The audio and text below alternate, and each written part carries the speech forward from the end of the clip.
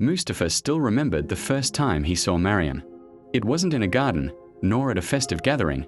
It was at a quiet halakha in the masjid. She was seated among the women, listening to the Quran being recited, her eyes lowered in humility, her smile shy. Mustafa's heart whispered, "This is the kind of woman I want to build my life with, a woman of deen and light."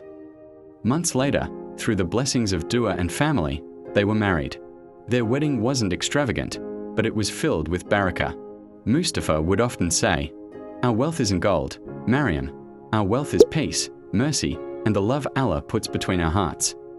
And Mariam would blush, lowering her gaze, whispering back, "And what more could I ask than a husband who reminds me of Allah?" It was a long, tiring day. Mustafa returned home late from work, his shoulders heavy with fatigue. He longed for the comfort of his wife, for her presence to wash away the dust of the world. At dinner, Mariam was cheerful, feeding him with her own hand, but she too was tired from her daily chores. She smiled gently and said, "Tomorrow, Habibi. I am so tired tonight." Mustafa nodded silently. He didn't complain. He simply turned away, his heart heavy. Mariam noticed his silence, but sleep pulled her into its grip in the stillness of the night. Mariam suddenly awoke. She glanced at Mustafa beside her, his back turned, his breaths uneven. She felt the ache in the air. A voice in her memory echoed, the words of the messenger of Allah.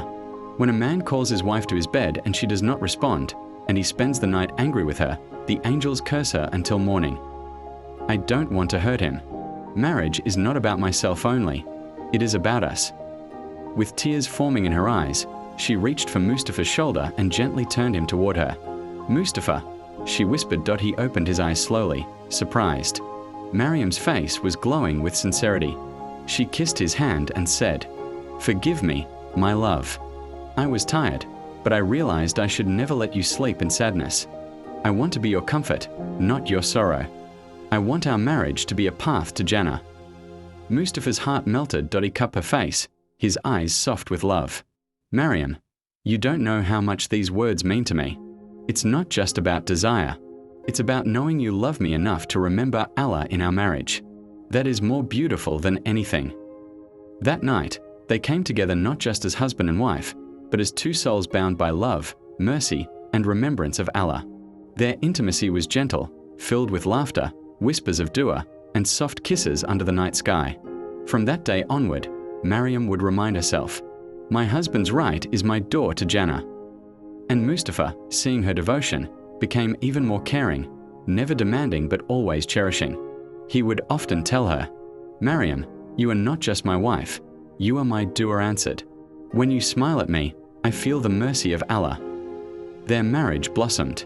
Every act of love became an act of worship, sharing food, holding hands, forgiving quickly, and fulfilling each other's needs. They discovered that true romance wasn't just in roses or poetry, it was in sacrifice, understanding, and remembering Allah together.